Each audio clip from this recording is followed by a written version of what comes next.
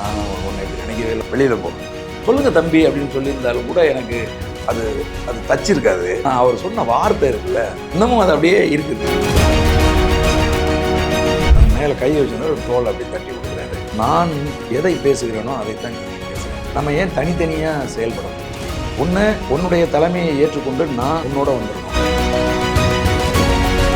தமிழகம் முழுவதும் அறியப்பட்ட ஈழத்தமிழர் பிரச்சனையில் ஒரு ஆணித்தரமான போராட்டங்களை முன்னெடுத்துக் கொண்டிருக்கிற ஒரு மாபெரும் ஆளுமையா வளர்ந்து கொண்டிருக்கக்கூடிய அண்ணன் செந்தமிழன் சீமான் கூடி எதிர்க்கும் ஆற்றல், அதுவே படை. எண்ணி துணிக கர்மம் புனிதவன் எண்ணுவாம் என்பது எழுத்து. ஒன்ன 4 தடவை யோசிச்சு ஒரு முடிவு எடுத்துட்டா அந்த முடிவிலிருந்து பின்வாங்காத தன்மை இருக்குவார். என்னப்பா இப்படியா ஒரு மனிதன், அவன் நேருக்கு நேரம் நெஞ்சில குத்துறான். இந்த கைக்கு கொடுக்கறது இந்த கைக்கு தெரியக்கூடாதுன்னு சொல்லுவாங்களே, அந்த மாதிரி கொடுத்த பல விஷயங்களை நான் பார்த்துருக்கேன். என் கண்கள் அதற்கு சாட்சி. அதை விளம்பரப்படுத்திக்கணும் அப்படின்னு விரும்பாத ஒரு பண்பு இருக்கு பாருங்க, அவர் தான்.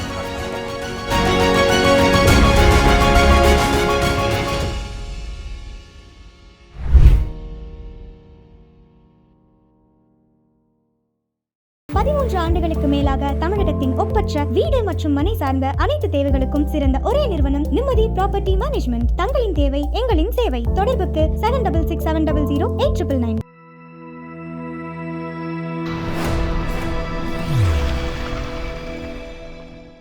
அறந்தமிழ் நேயர்களுக்கு வணக்கம். இன்றைக்கு நாம் சந்திக்க இருக்கும் அரசியல் ஆளுமை நாம் தமிழர் கட்சியின் மாநில ஒருங்கிணைப்பாளர் மற்றும் 1000 விளக்கு தொகுதியின் வேட்பாளர் அண்ணன் மு. களஞ்சியம் அவர்களை தான் சந்திக்கிறோம். வாங்க சந்தீப். வணக்கண்ணே. தம்பி வணக்கம் தம்பி. ரொம்ப மகிழ்ச்சிண்ணே உங்களை சந்திக்கிறது. எனக்கும் ரொம்ப மகிழ்ச்சி.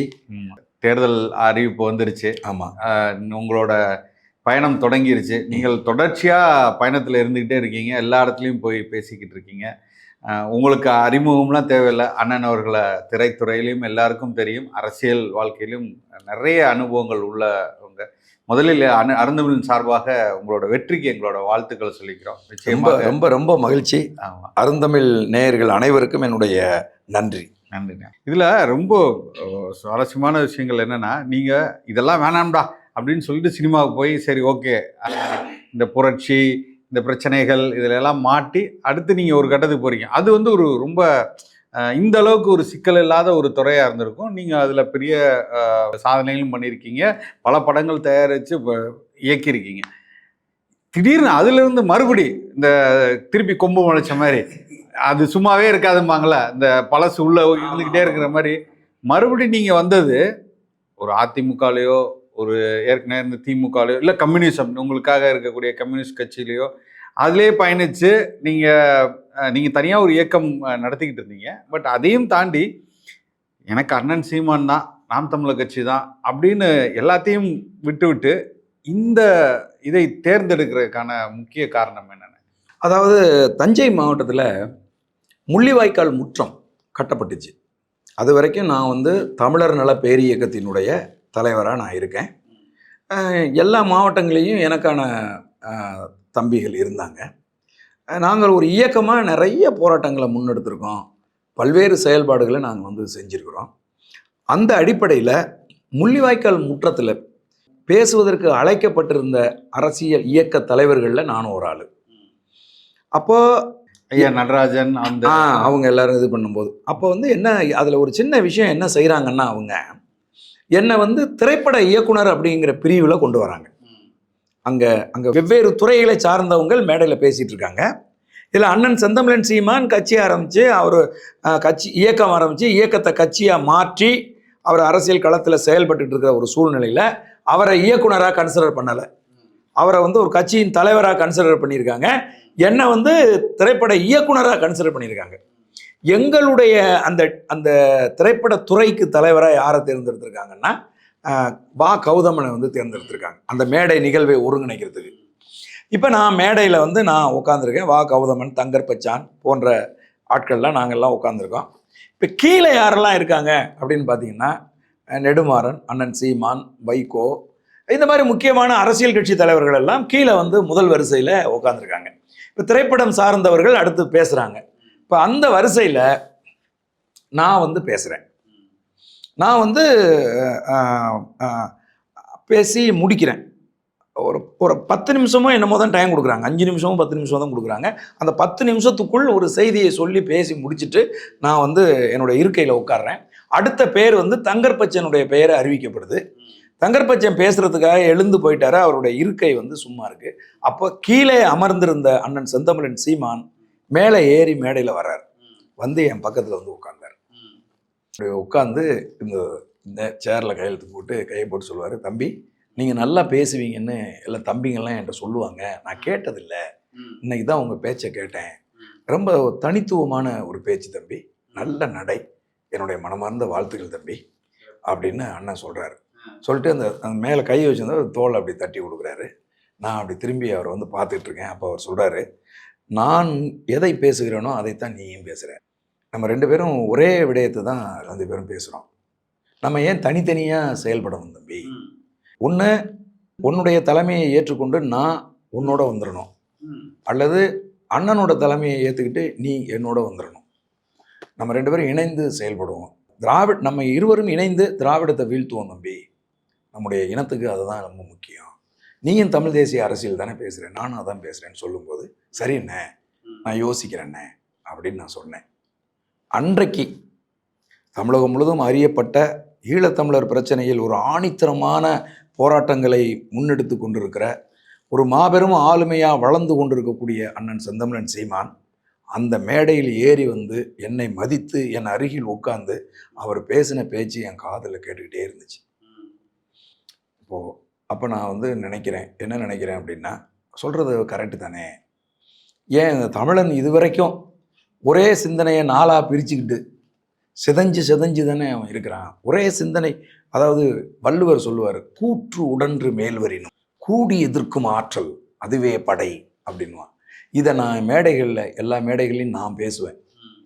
கூற்று உடன்று மேல்வரினா, கூற்று அப்படின்னா யமன், உடன்று மேல்வரினா கோபம் கொண்டு உன்னை அழிக்கணும்னு யமன் வந்தாலும் கூட நீ கூடி எதிர்க்கிற ஆற்றலை பெற்ற அப்படின்னு சொன்னான், யமனே தெரிச்சு பின்ன ஓடிடுவான் அப்படின்னு வள்ளுவன் சொல்லியிருக்கான்னு நான் சொல்லுவேன்.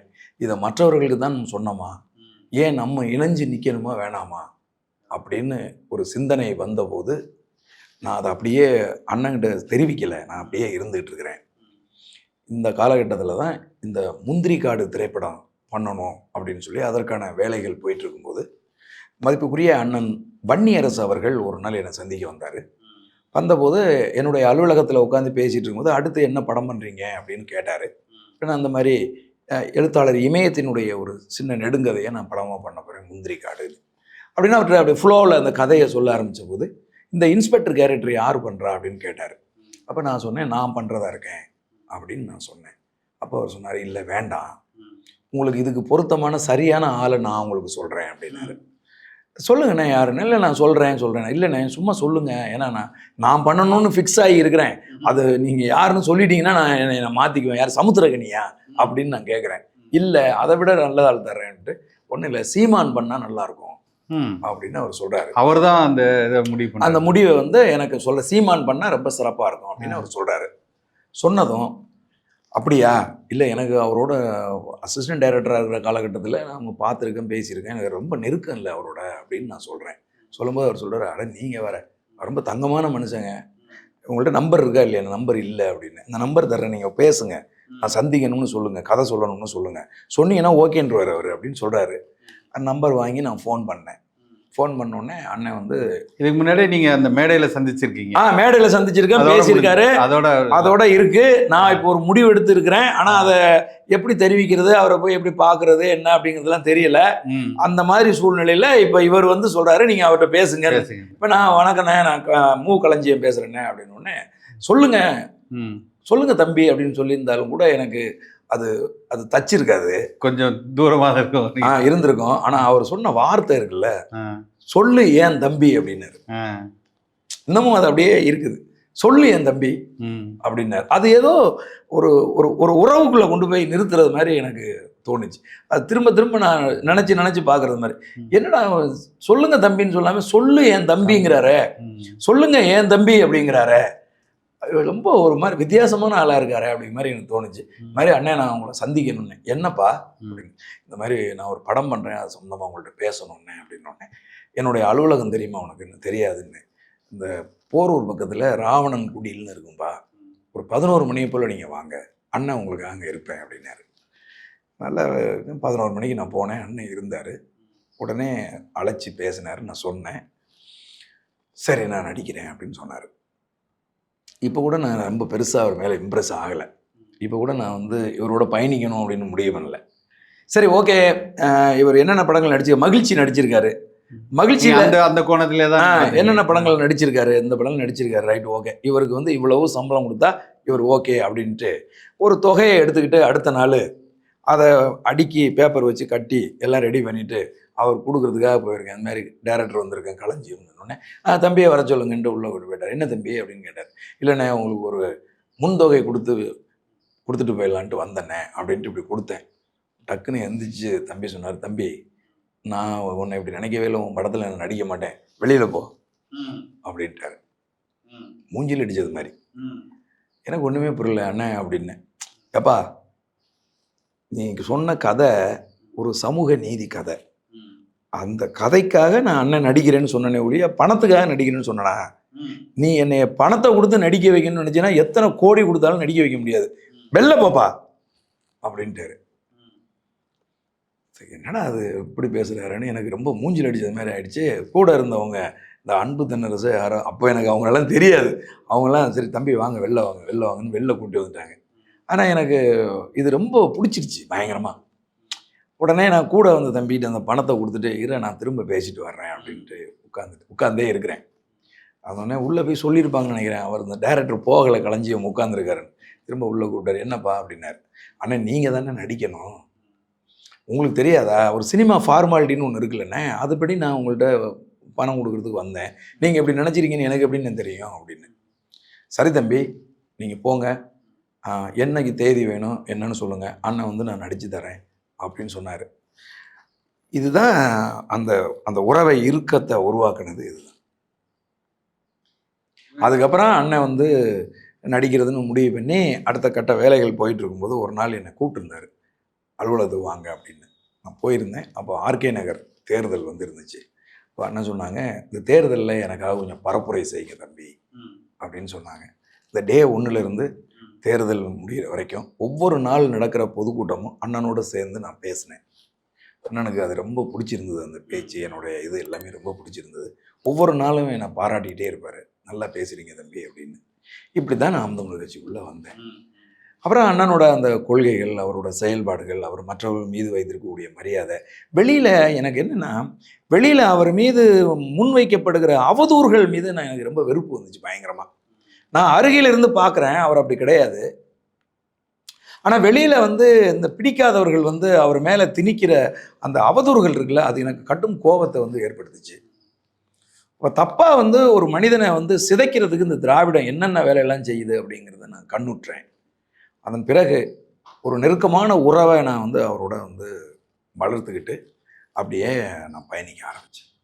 இல்லை, நாம் தமிழர் கட்சியில் இப்போ நீங்கள் சொல்கிற மாதிரி தான் எல்லாருக்குமே வந்து ஒரு ஒரு அண்ணன் தம்பியாக, உறவாக, சித்தப்பா பெரியப்பா இப்படியாப்பட்ட நெருக்கம் தான் இருக்கும்.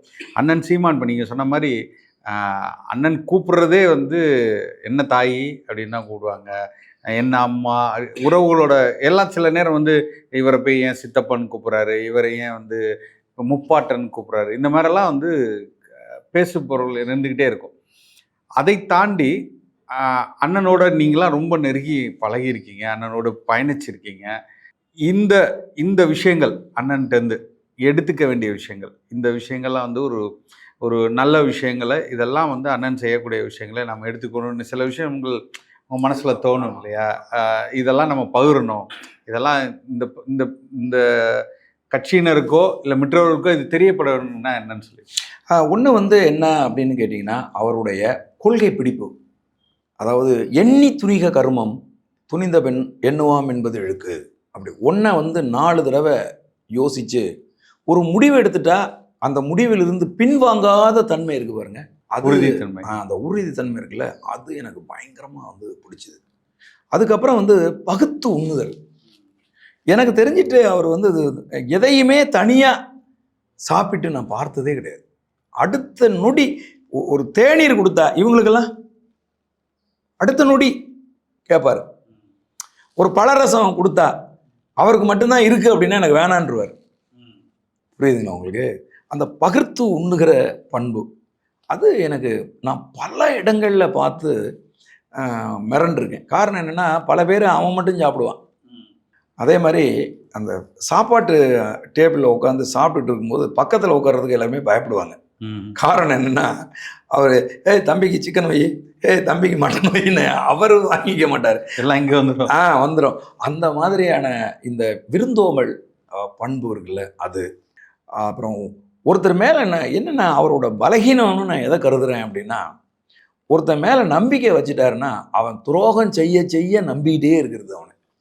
இதை நான் அண்ணனை நான் பல தடவை பார்த்துருக்கேன். என்னப்பா இப்படியா ஒரு மனிதன், அவன் நேருக்கு நேராக நெஞ்சில் குத்துறான், ஆனால் அவனை நம்புறாரு அவரு. இப்படி நம்பிக்கை துரோகம் பண்ணுறாங்களே அப்படின்னு தான் நான் பார்த்துருக்கேன். அந்த ஒருத்த மேலே நம்பிக்கை வச்சுட்டுனா அந்த நம்பிக்கையை இழக்கிற அந்த கடைசி நொடி வரைக்கும் அவன் திருந்திடுவான், அவன் சரியாயிருவான். அதுக்கான வாய்ப்புகள், அந்த வாய்ப்புகளை திரும்ப திரும்ப ஏற்படுத்தி கொடுத்துக்கிட்டே இருக்கு பாருங்க. அது ஒரு ஒரு பெரிய ஒரு ஆளுமை, ஒரு பெரிய மேதமைக்கு உள்ள பண்பு. அதை விட நான் அவர்கிட்ட பார்த்து மிரண்டு போகிற ஒரு விஷயம் என்னன்னு கேட்டிங்கன்னா, அவரோட ஞாபக சக்தி. இதுவரைக்கும் நான் சந்தித்த ஆளுமைகளில் இவ்வளவு ஞாபக சக்தி உள்ள ஒரு ஆளை நான் சந்திச்சது. எனக்கெல்லாம் ஞாபக சக்தி சுத்தமாகவே இல்லை. நான் சீரியஸாக படிப்பேன், பயங்கரமாக படிப்பேன், திரும்பி போகணுன்னா திரும்ப போய் புரட்டுவேன் அதை போய். ஆனால் அண்ணன் அந்த ஞாபக சக்தி இருக்குல்ல, அது மிரட்டலான ஒரு ஞாபக சக்தி. இது எப்போவாவது ஒருத்தனுக்கு எங்காவது அமைகிற ஒரு ஞாபக சக்தின்னு வைங்களேன். ஒரு சின்ன வார்த்தை கூட பெசகாமல் மேடைகளில் அவர் பேசும்போது அதை பார்த்து நான் மிரண்டு போயிருக்கேன். அதுக்கப்புறம் ஒரு நல்ல விஷயத்தை நம்ம சொல்கிறோம் அப்படின்னு சொன்னால் அவன் சொல்கிறவன் யாருன்னு பார்க்காம அந்த விஷயத்தை அதில் எவ்வளவு உண்மை இருக்குது அப்படிங்கிறத பார்த்து அதை எடுத்துக்கிட்டு அவனை தட்டி கொடுக்குறது இருக்குல்ல. அதாவது எனக்கு தெரிஞ்சிட்டுங்க, தமிழக அரசியல் வரலாற்றில் தனக்கு இணையாக தன்னுடைய பிள்ளைகளை அறிவும் ஆற்றலும் உள்ளவர்களாக வளர்த்தெடுத்து கொண்டு வருகிற ஒரே அரசியல் கட்சி தலைவர் மட்டும்தான். ஒன்றுமே தெரியாதவனை பேச விட்டு கீழே உட்காந்து ரசித்து கை தட்டுறது இருக்கு பாருங்க, ரொம்ப ஆச்சரியமாக. இவன் என்ன பேசிட்டான்னு இப்போ கை தட்டுறாருன்னு நான் பல தடவை பார்ப்பேன். அந்த அவன் அப்படி மேடையிலேருந்து பேசும்போது அது தன்னுடைய தலைவன் அப்படி கை தட்டும் போது அவனுக்கு ஏற்படுற உற்சாகம், மேலும் அவன் தன்னை வளர்த்துக்கணும், நிறைய செய்திகள் தெரிஞ்சுக்கணும், அண்ணன் கைத்தட்டு வைக்கணும் அண்ணனை அப்படின்னு அவன் கொஞ்சம் கொஞ்சமாக தன்னை வளர்த்து கொண்டு வரான் பாருங்க. அப்படி வந்தவன் தான் தம்பி அந்த கோத்தகிரி தமிழவன், சின்னோடு பையன். இப்போ ஒரு குட்டி தமிழச்சி பேசுகிறாள மகிழினி, அவெல்லாம் அப்படி ஆமாம் நம்ம பெரியப்பா முன்னாடி பெரியப்பா கைத்தட்ட வைக்கணும் அப்படின்னு வர்றவ தான் நாளைக்கு பாருங்கள் தமிழகத்தை புரட்டி போடுகிற பெரிய அரசியல்வாதி அவெல்லாம் வருவா. அந்த பண்பு இப்படி நிறைய சொல்லிகிட்டே போகலாம். சமயோஜித புத்தி இருக்குது பாருங்க. இப்போ சமீபத்தில் கூட ஒரு இன்சிடெண்ட் சொல்கிறேன். தினத்தந்தி ஆதித்தனார் குடும்பத்தில் ஒரு சின்ன மரணம், ஒரு பெரிய மரணம். அந்த நிகழ்ச்சிக்கு அண்ணன் போயிருந்தாங்க. அது 1000 விளக்கு தொகுதியில் தான் இருக்குது அவங்க இடங்கிறதுனால நானும் அந்த நிகழ்ச்சிக்கு நான் போயிருந்தேன். அங்கே அப்படி நின்று பேசிகிட்டு இருக்கும்போது நடிகர் மதிப்புக்குரிய சரத்குமார் அவர்கள் என்னை பார்த்த உடனே என்னோட தொப்பை பெருசாக இருக்குது அப்படின்ட்டு அதை பலூனை அமுக்கிறது மாதிரி இப்படியே அமுக்கி அண்ணன் சீமான்ட்ட சொன்னார், ஏங்க இவர் எவ்வளவு ஸ்மார்ட்டாக இருப்பார் தெரியுமா, ஆனால் இப்போ பாருங்கள் தொப்பை வயிற்ற வளர்த்து வச்சுருக்காரு அப்படின்னு சொல்லி இப்படி அமுக்கிட்டு இருந்தார். அப்போ அண்ணன் உடனே சொன்னார், ஐயா நாங்கள்லாம் கிராமத்திலேருந்து வந்ததே வயிறு வளர்க்கத்தான் அப்படின்னாரு.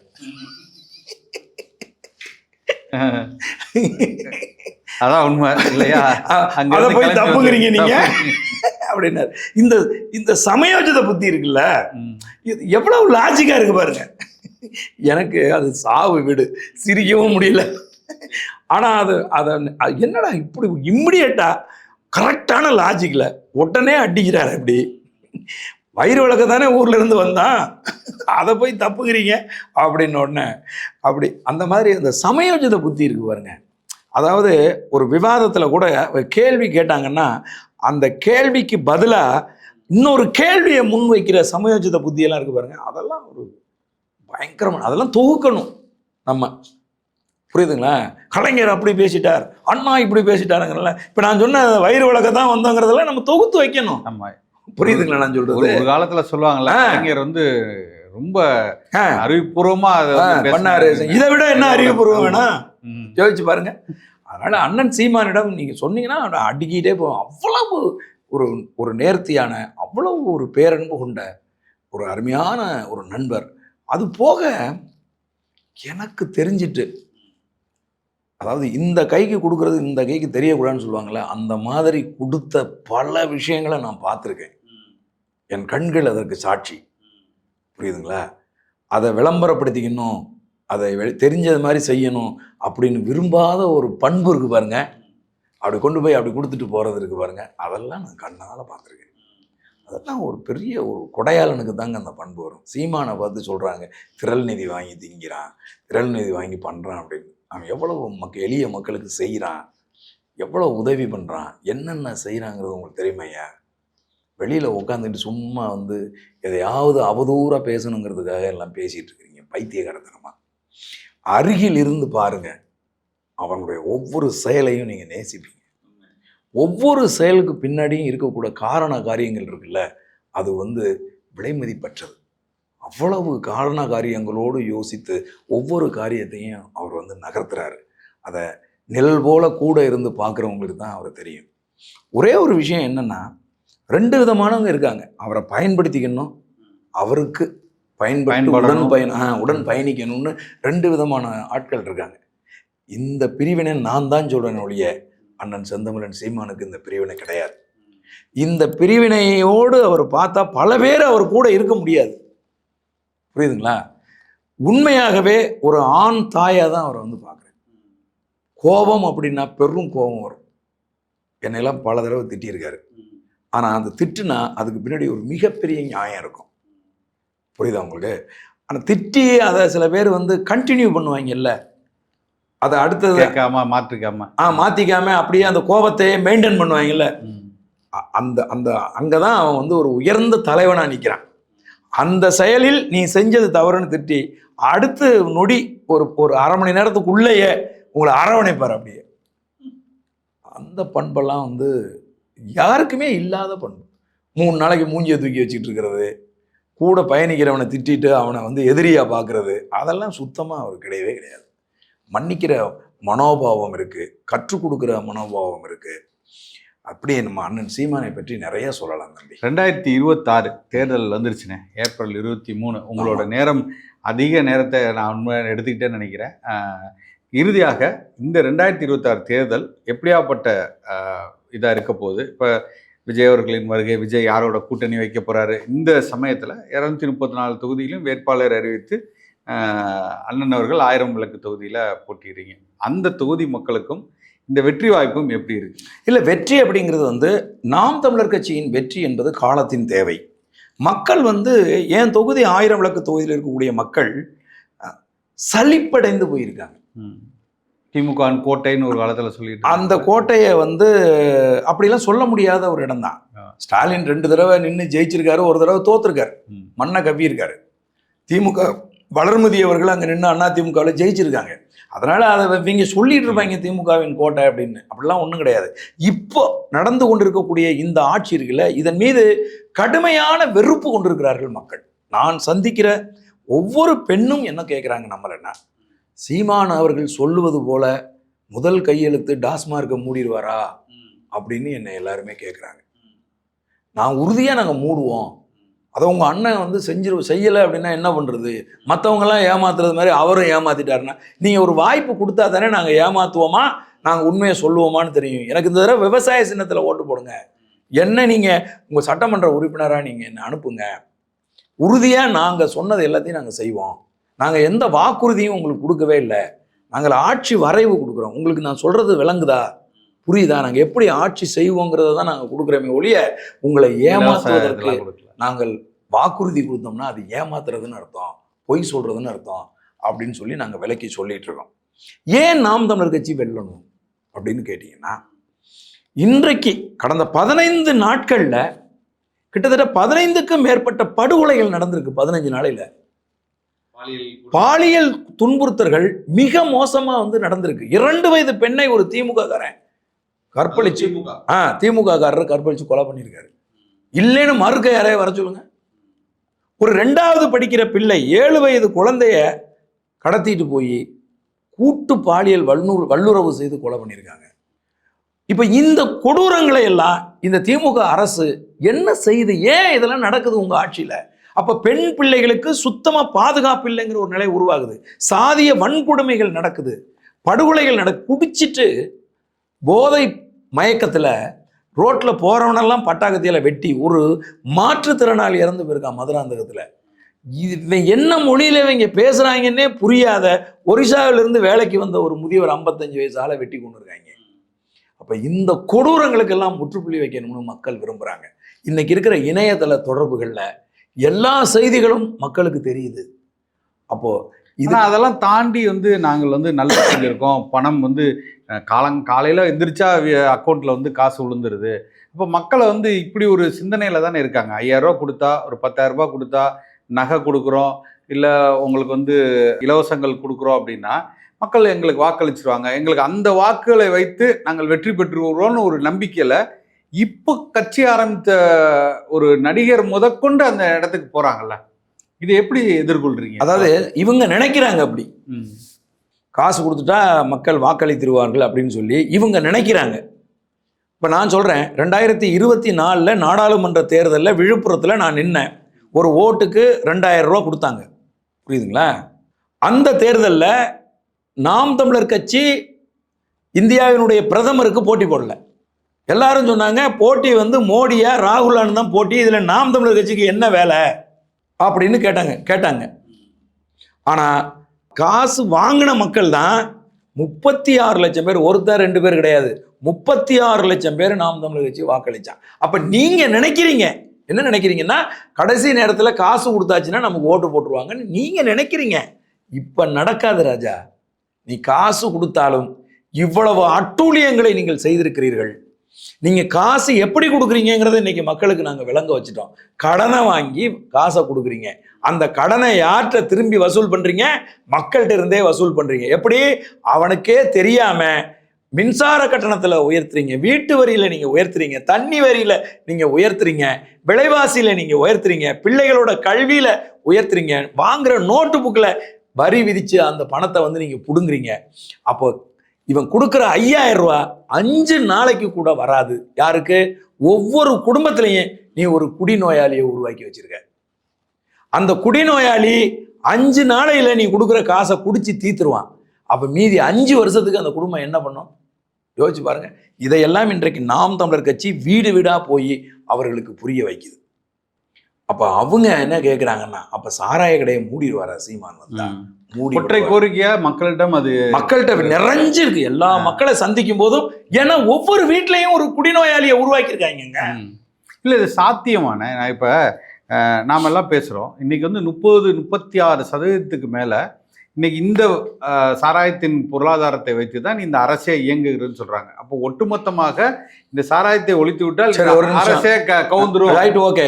இப்ப அருணாச்சல பிரதேசத்துல இப்படிதான் நடக்குதா? அஸ்ஸாமில் இப்படிதான் நடக்குதா? மேற்கு வங்கத்துல சாராயம் வைத்து தான் மாநிலத்தை நடத்திட்டு இருக்காங்களா? அங்கெல்லாம் ஒரு மாற்று பொருளாதார நாங்க ஒரு உறுதி கொடுக்குறோம். தமிழக மக்களுக்கு நாங்கள் ஒரு உறுதி கொடுக்குறோம். அது என்ன அப்படின்னா, 5 பைசா கடன் வாங்காம இந்த மாநிலத்தை நாங்கள் நடத்துவோம். இந்த உறுதியை எங்க கட்சி கொடுக்குதுங்க. வேற எவனுக்காவது ஒருத்தனுக்கு திராணி இருந்தா, இந்த தேர்தல் களத்தில் இருக்கக்கூடிய எவருக்காவது திராணி இருந்தா சொல்ல சொல்லுங்க. நாங்க சொல்றோம், நீ சாதி பார்த்து ஓட்டு போட்டேன்னா உன் ஓட்டு எனக்கு தீட்டு வேண்டான்னு சொல்றோம். இலவசம் கொடுத்தா தான் நான் ஓட்டு போடுவேன்னு நீ சொன்னேன்னா உன் ஓட்டு எனக்கு தீட்டு, உன் ஓட்டு எனக்கு வேண்டாங்கிறோம். காசு கொடுத்தா தான் நீ ஓட்டு போடுவேன், குவார்டர் வாங்கி கொடுத்தா தான் ஓட்டு போடுவேன், கோழி பிரியாணி கொடுத்தா தான் ஓட்டு போடுவேன்னா உன் ஓட்டு எனக்கு தீட்டு, உன் ஓட்டு வேண்டான்றோம். அதே மாதிரி நாங்கள் சொல்கிறோம், நாங்கள் ஆட்சி அதிகாரத்துக்கு வந்தோம்னா ₹1 கடன் வாங்காம இந்த மாநிலத்தை நாங்கள் ஒரு சக்சஸ்ஃபுல்லான வளர்ச்சி அடைந்த மாநிலமாக நாங்கள் நடத்தி காட்டுவோம்னு நாங்கள் சொல்கிறோம். இதை சொல்லுவதற்கு யாருக்காவது திராணி இருக்கான்னு கேளுங்க. இவ்வளோ நேரம் எங்களோட கேள்விகளுக்கு மிகவும் பயனுள்ளதாக உங்களோட பலகட்ட இதை நம்ம பேசியிருக்கோன்னே, நம்ம சுவாரஸ்யமாக எங்களுக்கு நிறைய தகவல்களை பகிர்ந்துக்கிட்டீங்க. உங்களோட வெற்றி நிச்சயமாக எல்லா மக்களுக்கும் இது பயனுள்ளதாக இருக்கும். 1000 1000 விளக்கு தொகுதியில் நீங்கள் வெற்றி பெற மறுபடி எங்களோட வாழ்த்துக்கள். உங்கள் நேரம் தருவதற்கும் எங்களோட வாழ்த்துக்கள். நன்றி. மிக்க மகிழ்ச்சி தம்பி. நன்றி. வணக்கம்.